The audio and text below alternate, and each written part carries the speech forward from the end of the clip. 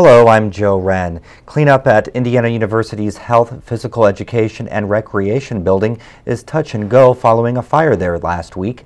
WTIU's Stan Jastrzebski has more. A row of burnt slats on the roof of the Wildermuth gym only tells part of the story of last week's fire.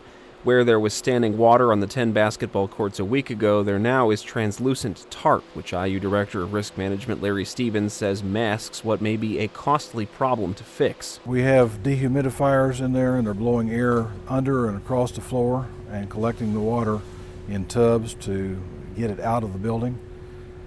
How long this will take, we're not sure. Originally, the estimate was 7 to 10 days. We've now heard it might be as much as 20 days. But if the water damage proves too severe and the blowers ineffective, Stevens says a new floor may have to be installed at great cost.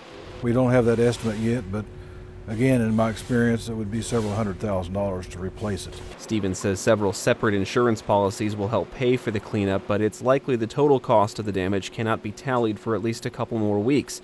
Meanwhile, the construction on the roof, which is believed to have started the fire, continues. Stevens says he believes it'll still be complete before fall semester begins. For WTIU News, I'm Stan Jastrzebski. State Superintendent Tony Bennett says newly released ISTEP scores will help Indiana position itself as a national leader on education. A little more than 70% of Indiana's 3rd through 8th grade students passed both English, language arts, and math sections of the ISTEP test in 2011. That's up 2 percentage points from last year. Bennett says many people thought achievement would be stagnant after historic gains in 2010. And with temperatures soaring into the 90s today, people in Bloomington went in search of relief.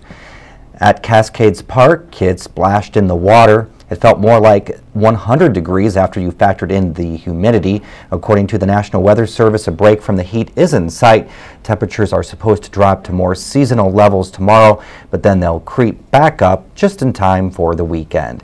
Here is the weather forecast. First for tonight, partly cloudy. Slight chance of thunderstorms in the forecast with lows in the upper 60s. Then tomorrow, partly cloudy, a 30% chance of thunderstorms, highs in the mid 80s. And then tomorrow night, partly cloudy with overnight lows falling into the lower 60s. And for more on these stories and other local news, go to indianapublicmedia.org.